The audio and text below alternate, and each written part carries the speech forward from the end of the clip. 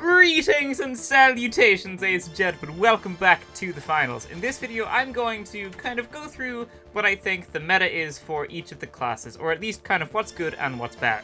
So I'm going to start with a medium class because it's the class that I've played the most of so far, and we're going to start with the specialization. So the healing beam is probably one of the best things in the game. I think the healing beam is very, very, very good, especially when you pair it with the defibrillator, so I'd probably keep that on. The recon census is pretty decent, but it's a little bit niche as well, but if you like it, you know, you can use it if you want. The Guardian turret I don't think is fantastic. It doesn't do so much damage, and it can be useful as a distraction in certain scenarios, but I think the recon census or the healing beam is just going to give you more bang for your buck in most cases, the healing beam in particular. So next up we have the weapons. So the AKM is a very, very decent weapon. It does a decent amount of damage, has a decent fire rate, it's got good range and good accuracy. The recoil pattern in particular as well is quite important with all of these weapons, and the recoil pattern for the AKM is simply just straight down, so it's very simple. I'll be doing a video on all of the recoil patterns once I actually unlock all of the weapons, once I've played enough to do so. But the recoil pattern on the AKM is much, much easier to control than the recoil pattern on the FCAR. And you can see the comparison here. So the FCAR does the same amount of damage as the AKM. It has a lower fire rate than the AKM. It does have more range, and it says it has more accuracy, and I think that's because it has a scope on the gun. But it's also got a worse clip size. It's got 20 bullets instead of 36 bullets. The recoil pattern is also really a lot more hard to control than the AKM. It kind of goes up and right quite a lot. So unless you really, really want a scope on your gun, I would just stick with the AKM. And I'm comparing those two because they're both assault rifles, right? And then the other three are kind of just up to you. The revolver, very decent weapon, does a lot of damage. The grenade launcher can definitely be super annoying to play against. I would say that's fairly decent as well. And the shotgun is also quite powerful, but, you know, obviously its drawback is that it's a shotgun, so you can't do so much at those longer ranges. The riot shield isn't great, I don't think. It can be annoying to play against in very certain situations. If you're playing with a squad that's got like 2 grenade launchers or something and you want to have a riot shield for some reason, then, you know, you can choose it if you want. But I think you'd probably be better off choosing the AKM, the revolver, the grenade launcher, or the shotgun. I wouldn't really go for the FCAR or the riot shield. And each of these have their own pros and cons. So the revolver obviously has a lot of damage, but a low fire rate and a low magazine size. And that's pretty much the same for the grenade launcher. And then for the shotgun, you know, it's a shotgun, so you can only use it at close range. For the best all-around weapon, I'd say you'd probably want to stick with the AKM. And if you're a little bit more confident on hitting your shots, you can probably go for the revolver. Then I'd say the other two have some more noticeable drawbacks. Right, so now we come to the gadgets. So I'm going to skip over my second slot for the moment, and we're going to go straight to the zipline. I think the zipline is better than the jump pad, but it's up to you which one you want to have, but I'd say you definitely want to have either the zipline or the jump pad for mobility, especially if you're playing in a map that has suspended structures, because when people destroy the ziplines, this is going to be your only way up. You're only going to get up there by using a jump pad or using a zipline, or you can blow the bottom of the floor, you know? But I think the ziplines and the jump pads are quite useful. And it's just kind of up to you which one you want to have on.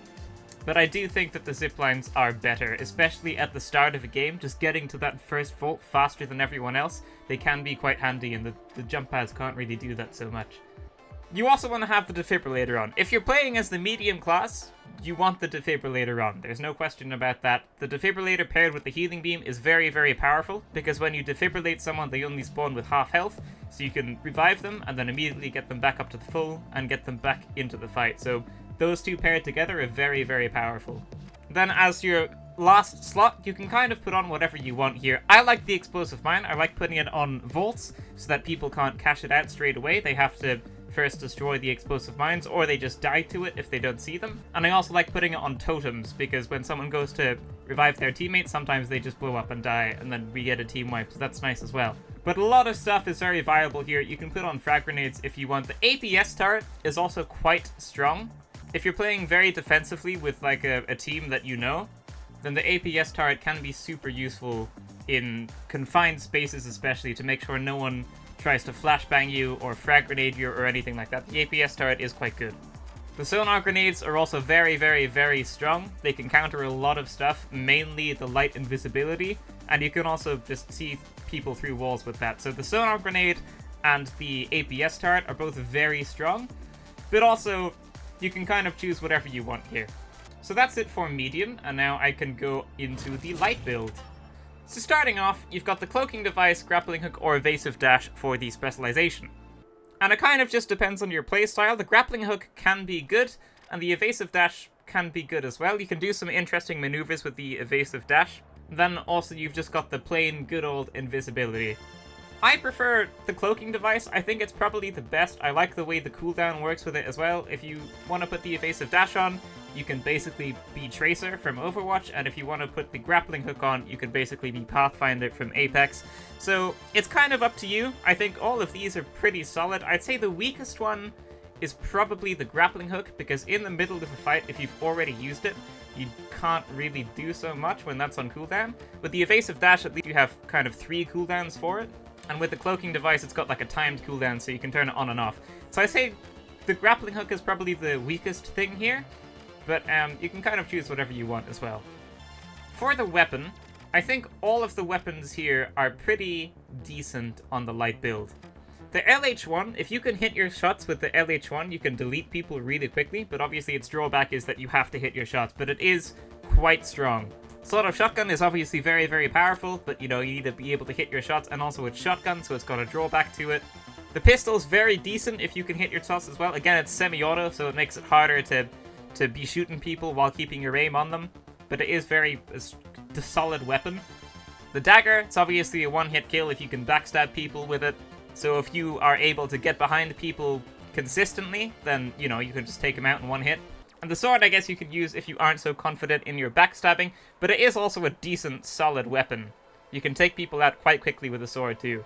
The sniper, you know, it's the sniper rifle. It's strong, but you really have to be able to hit your shots, and you'll probably need a coordinated team to use this as well. Like, 2 of your teammates would have to be inside protecting the vault, and maybe you'd be on a roof somewhere else trying to snipe inwards.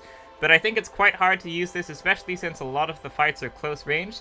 But again, if you've got a coordinated squad, you can run this if you want. Or if you have incredible aim and you can hit those quick scopes. And now we come to the M11 and the XP54. So the M11 has more fire rate, and it has less range and less accuracy than the XP54. The XP54 also has a scope on it, so I kind of prefer that one. But the M11 does have a higher magazine size as well, and also a shorter reload speed. So this is kind of just preference. I am liking the XP54 a lot though. I like having that extra range, and I also quite like having the scope on it. And I find the recoil is quite manageable too. So this kind of is preference. I think all of the weapons for the light build are quite strong if you know how to use them. But my personal favorite is the XP54, especially because of that scope on it as well. For the gadgets, Breach Charge is pretty strong for just blowing through a wall. Like if someone's above you and you can't really get up there, you can just blow up the roof and you can bring the vault down to you. So Breaching Charge is always good. To have some destructive capability is always nice. The stun gun is definitely super decent if you can hit someone with this. What I like to do is if you can hit a heavy with this and then kill, you know, if it's 2 lights or a medium and a light, and then you can try and just kill the heavy afterwards. You can take out whoever has the most health on the enemy team and just come back to them later and then try and take out their teammates so it's not as hard a fight. So the stun gun is definitely very, very powerful, but it's also quite punishing, because if you miss your shot, there's a cooldown on it, so you have to hit your shots with it. But it is very, very strong. And then the rest is kind of up to you. It's all just preference. I'm not going to go through everything. I might do a different video for that if you want to see it. But yeah, I'd say the stun gun is probably the most powerful. The rest is kind of up to you. Whatever you have on the 4th slot would be up to you, I would say. And that takes us to the heavy. So first up, we've got the Charge and Slam, where you just charge and slam. It's pretty self-explanatory, into people or objects, and it just destroys everything. You have the Mesh Shield, and you basically turn into Reinhardt from Overwatch, and you have the Goo Gun, which is good at reinforcing areas to some extent, but I don't think it's the best, because people can just, you know, blow up the floor if you've reinforced the door, or they can blow up the roof if you reinforce the floor. So it can be annoying to play against, but I'd say the Mesh Shield or Charge and Slam is probably better. If you've got a coordinated team, I think Mesh Shield is probably going to be your go-to. But you can make Charge and Slam work as well. I'd say it's probably more niche though. I think the Mesh Shield will come in more handy more frequently. As for the weapon, the sledgehammer is very, very strong. The sledgehammer is a strong weapon. So if you want to play a melee heavy, it's quite niche, but it's definitely very viable. The heavy's grenade launcher is pretty solid as well. I've been killed by this a lot. It's quite powerful.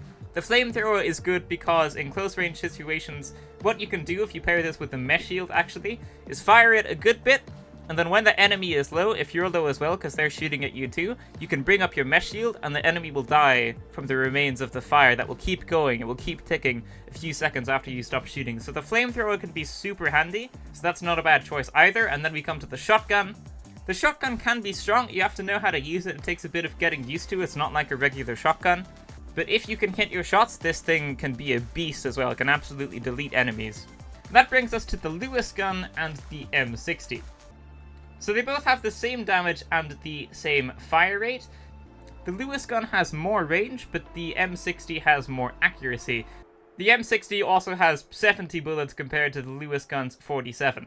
I haven't used either of these weapons so much. I kind of prefer light and medium, and I don't tend to play heavy, so it's kind of just whatever you prefer. But I think you can make all of these weapons work if you know what you're doing here. As for the abilities, you want the RPG on. If you're playing heavy, you want the RPG, you can one-shot lights. It's very, very powerful, especially if the enemy team is all huddled up in one room trying to protect the vault. If there are 3 lights, you can potentially get a team wipe in one shot with the RPG. It can be very, very strong. The dome shield, also very powerful, just throws a little dome, kind of like Gibraltar in Apex, his ability. This can be very, very good, especially if someone's like far away shooting at you, and one of your teammates are down. You can throw this by the teammate's totem, just get a revive off before they can do anything about it. So it can be quite useful in a lot of different situations. And then you've also got the barricade. You can use this if you want. It can be useful sometimes, maybe if you've got the high ground on like a suspended platform and you're shooting down at other people and they can't really shoot at you. This can be useful as well. You can also go with the C4 though, because it's very, very destructive and can be good too. I would say have the RPG and maybe the dome shield or the barricade. The dome shield's probably better though. And then as your 4th thing, you can kind of put on whatever you want here, but the C4 is quite good as well.